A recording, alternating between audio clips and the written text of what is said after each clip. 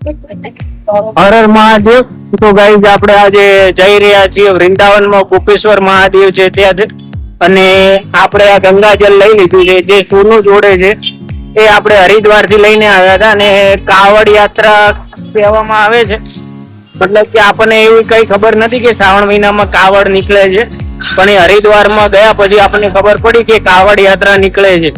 તો આપણે પણ થોડું જળ લઈને આવ્યા હતા હરિદ્વાર થી. તો અહીંયા એક ગોપેશ્વર મહાદેવ છે, એમના શિવલિંગ ઉપર આપણે આને ધારણ કરીશું, અને અહીંયા ગોપેશ્વર મહાદેવની થોડી કહાની છે એ આપણે આગળ જઈને કહીશું. તો તમે વિડીયો કન્ટિન્યુ જોતા રહો.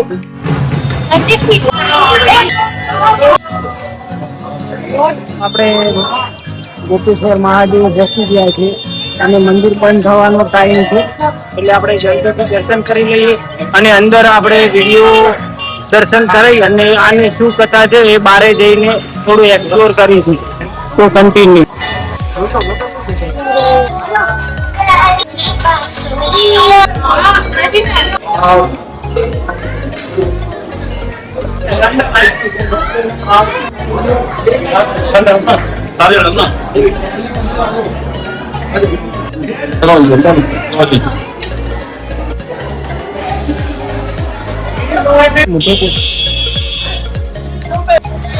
હા, તો ગોપેશ્વર મહાદેવ નું મંદિર, અને અહીંયા ગોપેશ્વર નામ એટલા માટે પડેલું છે કે જ્યારે અહીંયા રાસ બ્રહ્મણ કે રાસ ગરબા કે એવું કઈ થતું પેલા, ત્યારે કૃષ્ણ ભગવાન ને અંદર એકલી ગોપીઓની જ એન્ટ્રી હતી.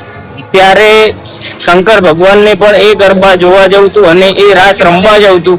તો કૃષ્ણ ભગવાનને એમને એમ તો અંદર એન્ટ્રી લઈ શકતા નતા, એટલા માટે અહીંયા શંકર ભગવાને ખુદ ગોપીનો વેશ ધારણ કરી અને અંદર એન્ટ્રી કરી હતી, એટલા માટે ગોપેશ્વર મહાદેવ નામ પડ્યું છે. ઓકે, તો મળીએ બીજા બ્લોગમાં.